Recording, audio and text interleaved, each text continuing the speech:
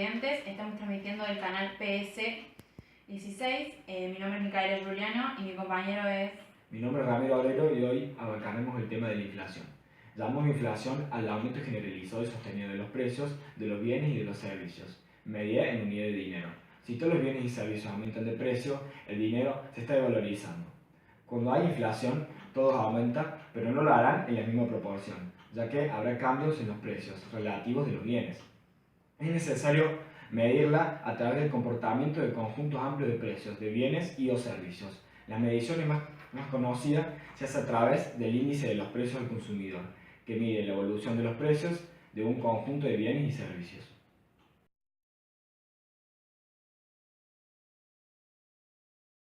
El índice de precios normalmente se mide con el índice de precios del consumidor que tiene un país, que son cifras que publican los institutos, digamos, de estadística de los países, en nuestro caso el INDEC, y un punto de inflación, digamos, sería la diferencia entre, se puede calcular mensual, anual, digamos, interanual, es la diferencia entre el precio que se pagó de un determinado bien o del promedio general, digamos, de los bienes, que sería este índice de precios del consumidor, el precio que se paga hoy menos el precio que se pagó antes sobre el precio que se pagó antes, eso se multiplica por 100 y nos da el porcentaje, por ejemplo, de un año de inflación en un índice de precios.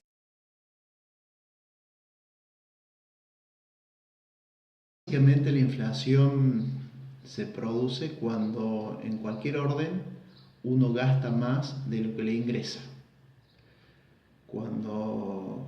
hablamos a nivel de un estado de un país,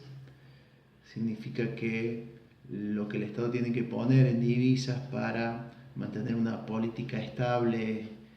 y de crecimiento no es capaz de generarlo genuinamente,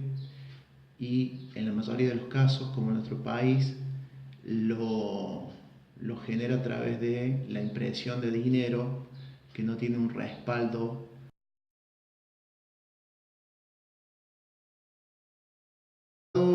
Controlar los gastos públicos es una forma clara y seria de hacerlo. O sea, esto de emitir dinero sin respaldo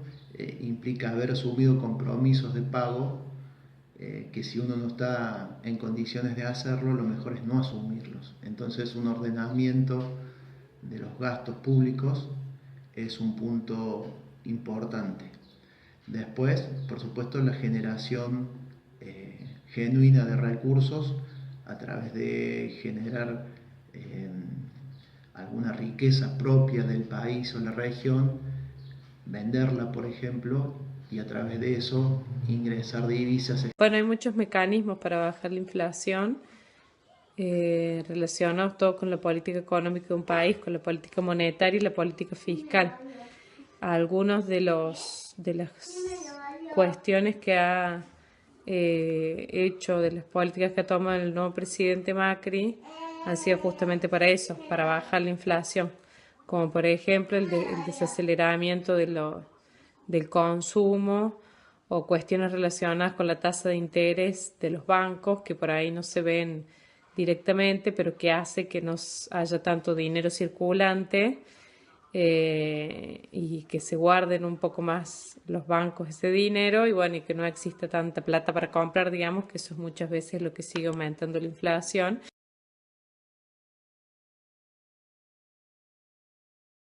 Ese principio de generar dinero sin respaldo ha sido siempre la principal causa, sumado al hecho de que los gastos públicos han sido siempre desmesurados y a veces sin control. Los actos de corrupción también juegan en contra, pero es cierto que a veces factores externos, con algún interés creado en nuestro país, ayudan a que la inflación, que muchas veces es una sensación también, empiece a producirse y a generarse por allí una bola de nieve, dada que los comerciantes, los industriales, al percibir algún indicio de inflación, lo que hacen es aumentar los precios, eso hace que el gasto público crezca, eso hace que se emita divisas sin respaldo y de esa forma se genera ese ciclo perjudicial para la economía que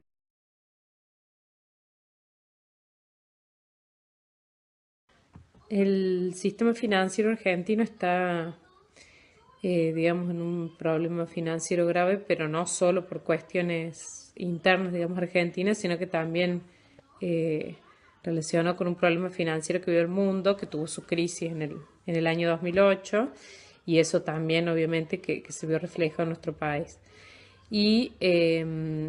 la política que tuvo los 12, 13 años de gobierno kirchnerista fue un determinado tipo de política, digamos, monetaria, fiscal y económica en general,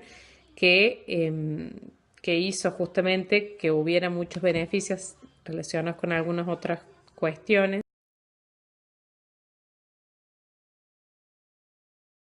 No todos sabemos que Argentina es un país muy rico, con un montón de recursos, y que si lo miramos o lo planteamos desde ese punto de vista, podemos decir de que la división de la riqueza no es justa, porque siempre tenemos un número alto de la población en situaciones realmente de vulnerabilidad, de pobreza, de indigencia, que no para nada condicen con la riqueza de nuestro país. Creo que el gran desafío, el gran esfuerzo es entender de que tenemos riqueza suficiente como para que llegue a todos los estratos sociales y todos podamos vivir mejor en beneficio de todos.